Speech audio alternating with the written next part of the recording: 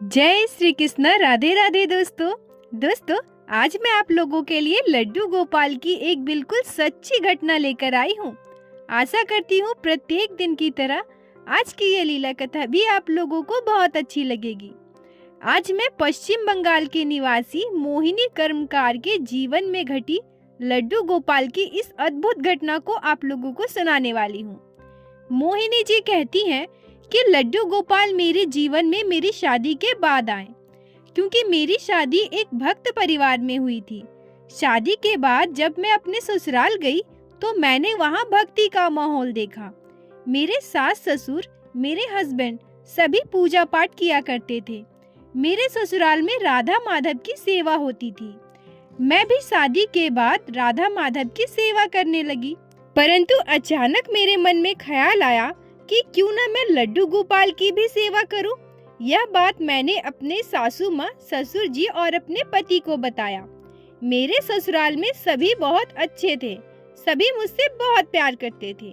मेरी बात सुनकर वो लोग बहुत खुश हो गए और कहा, ठीक है, अगर तुम लड्डू गोपाल की सेवा करना चाहती हो तो करो, यह तो बहुत अच्छी बात है। और एक दिन अचानक से मेरे पति लड्डू गोपाल को लेकर हमारे घर आ गए। मोहिनी जी कहती हैं कि मेरी शादी को 12 साल हो गए हैं। तब से अभी तक मैं लड्डू गोपाल की सेवा बहुत ही प्यार से करती हूँ। लड्डू गोपाल के कपड़े बनाना, उनके बिछौना बनाना, हर एक चीज मैं खुद से तैयार करती हूँ। मुझे लड्डू गोपाल को अपने हाथों से तैयार करना, उनके लिए पोशाक बनाना बहुत अच्छा लगता है। लड्डू गोपाल को मैं अपना पुत्र मानकर बिल्कुल उसी तरह से उनकी सेवा किया करती थी। साथ ही जब मैं दुखी होती थी या मुझे कोई तकलीफ होती थी तो मैं लड्डू गोपाल को भगवान की तरह अपने मन की हर एक बात बताकर उनसे सब कुछ शेयर करती थी और अपनी हर इच्छा बताती थी। लड्डू गोपाल के साथ मेरा जीवन बहुत ही अच्छे से बीत रहा था। मैं कभी उनके किसी भी नियम या काम में बाधा उत्पन्न होने नहीं देती थी। लड्डू गोपाल का हर एक काम टाइम से हो, इस बात का खास ख्याल रखती थी। मोहिनी जी आगे कहती हैं कि मैं लड्डू गोपाल को लेकर कुछ ज्यादा ही केयरिंग थी। बार बार मैं मंदिर जाकर चेक करती थी कि मेरे लड्डू गोपाल को कोई तकलीफ तो नहीं है, वो ठीक तो है ना, जो पानी मैंने गोपाल को दिया है वो गर्म तो नहीं हो गया है, ठंड तो है ना। ये सारी छोटी छोटी चीजें मैं हमेशा अपने लड्डू गोपाल के बारे में ख्याल रखती थी। मैं हमेशा लड्डू गोपाल के बारे में सोचा करती थी कि मेरे लड्डू गोपाल को कभी किसी चीज की दिक्कत ना हो। इस वजह से शायद मैं अपने पारिवारिक कार्य में थोड़ा कम ध्यान दे पाती थी, जिसकी वजह से मुझे बातें भी सुननी पड़ती थी, परंतु मैं उस बात को कभी ध्यान नहीं देती थी, क्योंकि मेरे लिए सबसे ज्यादा इम्पोर्टेंट मेरे लड्डू गोपाल है। कौन क्या कह रहा है, क्या कर रहा है, मुझे इस बात से कोई फर्क नहीं पड़ता। मोहिनी जी लड्डू गोपाल का हर एक काम समय से किया करती थी। आज भी उन्होंने समय से ही सारा काम किया। लड्डू गोपाल को रात को भोग लगाने के बाद उन्हें शयन में देती हैं, मतलब सोने के लिए देती हैं। पर दोस्तों, वो कहते हैं ना कि हम इंसान से कभी न कभी गलती तो हो ही जाती है, क्योंकि घर पर बहुत सारे कामों में वो उलझी हुई थी। इसलिए वो लड्डू गोपाल के मच्छरदानी का जिप लगाना, चेन लगाना भूल गई। जल्दी जल्दी लड्डू गोपाल को सुलाकर मंदिर का गेट बंद कर दिया और बाकी के कामों में लग गई। और रात को सबको खाना खिलाकर वो खुद भी खाना खाती है। सभी लोग अपने अपने कमरे में सोने के लिए चले जाते हैं। मोहिनी जी कहती है कि हमारे जीवन में विपत्ति तो तब घटी जब सभी लोग अपने अपने कमरे में सोने चले गए और मैं भी अपने कमरे में जाकर सो गई। सोने के बाद भी मुझे नींद नहीं आ रही थी। मुझे समझ में नहीं आ रहा था कि मच्छरदानी लगा हुआ है, फिर भी मुझे इतना ज्यादा मच्छर क्यों काट रहा है। जैसे जैसे रात बढ़ रही थी, मेरी तकलीफ भी उतनी ही ज्यादा बढ़ती जा रही थी। बार बार मैं लाइट ऑन करके अपने मच्छरदानी के अंदर देख रही थी कि मच्छरदानी के अंदर मुझे इतना ज्यादा मच्छर क्यों काट रहा है, पर मुझे एक भी मच्छर दिखाई नहीं दे रहा था। लाइट ऑफ करके जब मैं दोबारा सोने आती थी तो मुझे फिर से बहुत सारे मच्छर काटने लगते थे। मुझे समझ नहीं आ रहा था कि मेरे साथ क्या हो रहा है। आधी रात में मजबूर होकर मैं अपने पति को जगाती हूँ। मैं अपने पति से कहती हूँ कि आप कैसे सो रहे हैं और वो भी इतने आराम से? क्या आपको एक भी मच्छर नहीं काट रहा? मेरे पति कहते हैं कि नहीं, मुझे तो कोई भी मच्छर नहीं काट रहा है, मुझे कोई भी तकलीफ नहीं है, तुम भी सो जाओ। और ऐसा कह के वो दोबारा सो जाते हैं। पर मुझे बिल्कुल नींद नहीं आ रही थी। जितना समय बीत रहा था, मच्छरों का अत्याचार उतना ही ज्यादा बढ़ता जा रहा था। तभी मुझे अचानक से मेरे लड्डू गोपाल की याद आती है। मैं सोचती हूँ कि चलो एक बार जाकर मैं लड्डू गोपाल को देख आती हूँ। वैसे भी मुझे नींद नहीं आ रही और आज मैंने लड्डू गोपाल को सुलाने के बाद एक भी बार उन्हें देखने नहीं गई हूँ। मैं अपने बच्चे को कब का सुलाई हूँ। हो सकता है उन्हें किसी चीज की जरूरत हो। मैं जाकर एक बार देख आती हूँ। उसके बाद मैं उठकर अपने मंदिर की तरफ चली जाती हूँ। वैसे भी ये मेरे हमेशा की आदत है। मैं लड्डू गोपाल को सुलाने के बाद जब भी मेरी नींद खुलती है, मैं जाकर अपने लड्डू गोपाल को देख आती हूँ कि वो ठीक से सो रहे हैं ना, उन्हें किसी चीज की जरूरत तो नहीं है। मैं रात को जब भी अपने लड्डू गोपाल को देखने जाती थी, अपने हाथ में हमेशा एक टॉर्च रखती थी। मैं कभी भी लाइट ऑन नहीं करती थी क्योंकि मुझे लगता है लाइट ऑन करने से मेरे गोपाल की नींद खराब होगी, जो मैं कभी नहीं चाहती। मैं टॉर्च लेकर मंदिर में गई।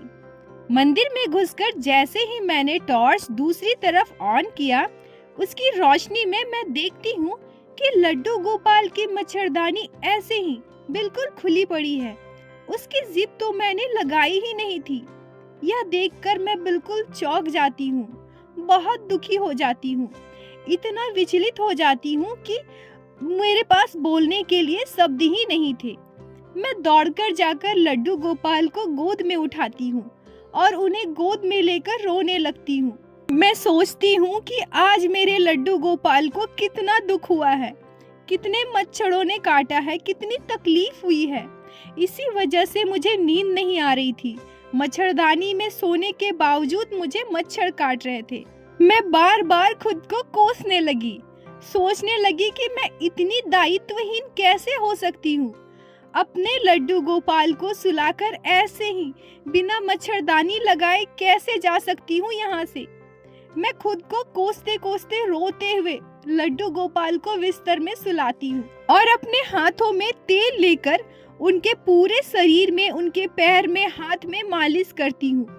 ये तो हम सभी को पता है कि मच्छर के काटने पर अगर हम तेल की मालिश करते हैं तो इससे आराम मिलता है।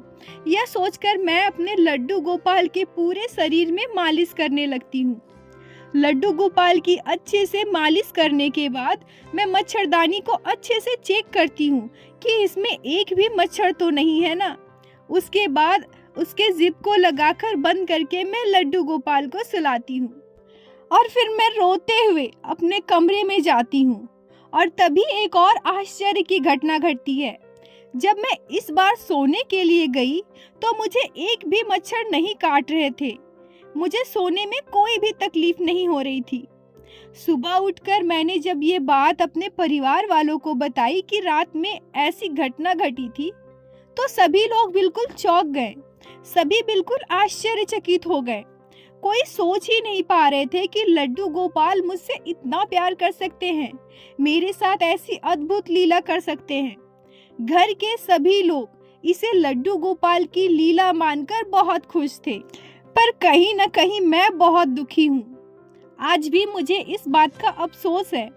लड्डू गोपाल मुझसे प्यार करते हैं, मेरी साथ लीला की इस बात की खुशी मुझे उतनी नहीं होती जितना ये सोचकर होता है कि मेरे लड्डू गोपाल को मेरी वजह से इतना दुख झेलना पड़ा और मुझे इस बात का दुख हमेशा रहेगा। पर अब मैंने मन ही मन प्रतिज्ञा की है कि जो भी हो, मैं जो भी काम करूंगी लड्डू गोपाल के लिए उसे बिल्कुल अच्छी तरह से करूंगी, चाहे उसमें मुझे कितना ही समय क्यों ना लग जाए। लड्डू गोपाल के किसी भी काम को मैं अवहेलना नहीं करूंगी। मोहिनी जी, आपने हमारे साथ लड्डू गोपाल की इस प्यारी सी लीला कथा को शेयर की है। इसके लिए मैं आपको बहुत बहुत धन्यवाद देती हूँ, जो आपने हमें इस काबिल समझा कि लड्डू गोपाल की इस अद्भुत लीला कथा को सारे भक्तों तक पहुँचा सके, और इसमें आपने मेरी मदद की है। बोलो बाके बिहारी लाल की जय, लड्डू गोपाल की जय, जय जय श्री राधे। दोस्तों, अगर आप लोगों को आज की ये लीला कथा अच्छी लगी हो, आपके दिल को छुई हो, तो कृपया वीडियो को लाइक करें और अपने दोस्तों के साथ शेयर अवश्य करें, ताकि बाकी भक्त भी लड्डू गोपाल की इस अद्भुत लीला कथा को श्रवण कर सके।